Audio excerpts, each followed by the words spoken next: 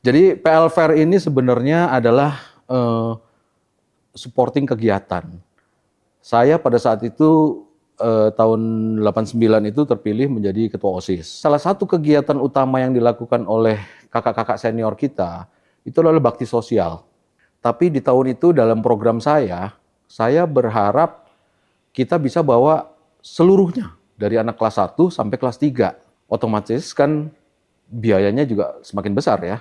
Akhirnya kita sama-sama berembuk, kita berdiskusi, tadi sudah sampaikan bahwa PL ini misterius. Sehingga kita berpikir, wah ini waktunya yang tepat untuk kita membuka diri nih. Saya tercetus ide suatu kegiatan yang namanya fair. Dari situlah keberhasilan PL Fair pertama yang tadinya sebenarnya cetusannya itulah sebagai supporting dari kegiatan bakti sosial, itu menjadi sesuatu yang ikonik ya. Ini adalah kaos PL Fair pertama, koleksinya Adit Sis. Ini tentunya dengan cetakannya adalah kualitas yang pas-pasan ya, tapi untuk bisa bertahan sekian puluh tahun nih luar biasa karena disimpan dengan baik. Ini tentunya membawa kenangan yang banyak ya, karena perjuangan kita di kelas mempersiapkan satu kegiatan acara yang begitu besar ya buat kita dengan tuntutan belajar yang juga begitu tinggi, tapi kita berhasil melaksanakan kegiatan ini dengan baik. Beruntung gue mengalami pertama kali kita bikin PL Fair. PL Fair pertama itu tahun 89 yang bikin angkatan 90. Waktu itu gue kelas 1, obviously. Sampai dengan pada akhirnya angkatan gue menjadi panitia di PL Fair angkatan 92. Angle utama dari PL Fair itu adalah menampilkan karya-karya anak PL. Kalau bicara band anak PL, bicara kerajinan tangan, ada kerajinan tangan anak PL gitu. Dengan berbagai macam bentuknya gitu, dan kalau kita mengundang sekolah lain juga itu menjadi hal yang utama gitu. Jadi kreativitas expo dari karya-karya anak SMA. Ajang adu kreativitas gitu loh. Ada pameran kapur gitu loh, ada lomba kejar ayam. Salah satunya itu yang ngetop itu ya itu lempar bola, di mana kita taruh ember di atasnya untuk kita jual tiketnya. Jadi kalau anak kelas 1 ya siap-siap bawa kaos yang banyak karena mereka akan banyak sekali dipanggil menjadi korban. Dan karena di angkatan saya itu lagi ngetren banget cheerleaders dari 3-4 gitu ya. Dan banyak sekolah-sekolah lain akhirnya kita ya bikin cheers anak-anak kelas 1 sebenarnya. Tapi akhirnya saya dengar belakangan itu jadi sangat legend gitu ya. Cheerleaders cowok-cowok PL gitu. PL Fair pertama kali itu entah kenapa itu langsung heboh. Mungkin ada ini kali ya, ada kerinduan orang-orang sama pengen ngelihat acara musik gitu ya zaman itu gitu. Dan PL Fair itu menjadi salah satu ikon lah waktu itu untuk di anak-anak SMA. Kalau sekarang kan kita bisa ngundang band ya, budgetnya besar. Kita nggak ada tuh. Jadi apa yang pada saat itu hype? Yang hype pada saat itu adalah musik-musik sekolahan. Satu, gratis. Kedua, mereka bawa crowd dong, karena dari sekolah-sekolah. Seingat saya waktu itu band paling ngetop yang bikin PL rame itu ya Suckerhead gitu loh. Yang sebenarnya album pun dia belum punya, tapi di era anak muda tuh bandnya cukup ternama lah. Mungkin zaman itu di PL Industrial itu kita dapat mendatangkan slang itu agak sulit juga karena secara izin dan segala macam itu slang itu masanya gede banget. Dan waktu itu juga sempet tuh hal itu ditentang banyak sekitar lingkungan. Gimana tuh nanti ada slankers. Tapi ternyata dengan kekompakan kita brotherhood ya kan, lintas angkatan waktu itu menyetujui dan saling jaga tuh. Angkatan gue dulu angkatan pertama dan bisa dibilang yang terakhir yang di PL Fair adain MMA.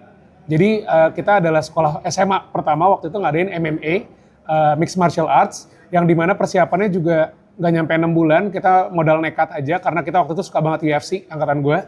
Terus kita mikir gimana cara kita menyalurkan hobi kita tapi yang positif. Makanya kita bikinlah tuh di GOR Pertamina Simpruk waktu itu, namanya Bartov X-Coast. Kita bikin MMA pertama, kita undang sekolah-sekolah yang sebenarnya sedikit, skalanya kecil karena harapan kita tahun depan akan membesar, tahunnya udah nggak ada. Gue waktu itu PL Fair, school market sama transportasi waktu rangkap 2. Tapi asik sih pengalaman yang menurut gue kalau gue pengen ulang, pengen banget sih, cuman nggak mau kelas 1 ya. Kita Western. Bintang tamunya salah satunya Kidnap Katrina. Nah, PL Fair itu kelihatan banget tuh kita kompaknya tuh dari segala angkatan tuh. Dan di sana tuh kita bisa benar-benar kayak belajar lah. PL Fair Village. Jadi dulu anak-anak tuh baru belajar disco sama Arif 2001, membimbing PLFR kita. Jadi angkatan kita lah yang pertama kali sekolah bikin rave party di sekolah. Karena memang kebetulan yang nge-DJ itu alumni PL juga, Hogi dan Dipa Barus. Terus kita bikin Turn On Plastic live session.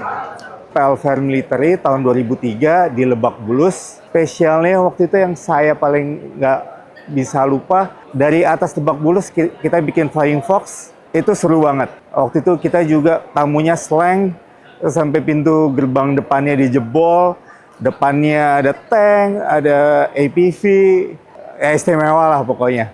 PLFR Kingdom ya, waktu tahun 2000, mungkin itu bisa dibilang salah satu PLFR yang dari skala pengerjaannya itu lumayan yang paling besar lah. Karena kita waktu itu berhasil mengundang Dewa. Dewa waktu itu baru ganti vokalis Once dan dia belum pernah manggung di Jakarta. Jadi dulu albumnya itu sangat meledak dan kita PL itu adalah yang pertama kali menampilkan band Dewa di acara sekolah. Saking ramenya PLFR kita waktu hari itu, di hari Minggu jam 12 itu kita sudah kehabisan tiket.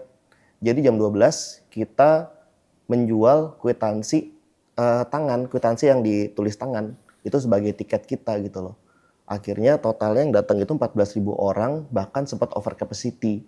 PLFR angkatan gue itu 30 tahun PLFR. Kita pengen bikin pasar malam, kita pengen bikin karnival di sekolah. Kita waktu itu akhirnya masukin biang lala, games-games arcade, ruang arcade. Area bazarnya yang lebih kita ramaikan dan lebih kita utamain, tetap dengan panggung besar. Dan yang cukup seru dan pasti diingat sama angkatan gua soal PL Karnaval ini adalah setelah revisi yang banyak itu, total kami ngerjain PLFR itu sebenarnya cuma sebulan sampai hari H. PLFR itu yang gua tahu jarang dan hampir nggak pernah mungkin ya ngerjain proyeknya itu menggunakan I.O. gitu ya. Kebanyakan mereka anak-anak sendiri yang nyari talentnya, anak-anak sendiri yang menjadi LO untuk si performernya, anak-anak itu juga yang berurusan dengan vendor panggung atau tenda dan lain-lain. PLFR itu adalah momentum gitu ya. Kalau lu udah ngejalanin PLFR, lu akan makin ngerasa di sekolah itu makin sebentar karena acara besarnya udah terjadi.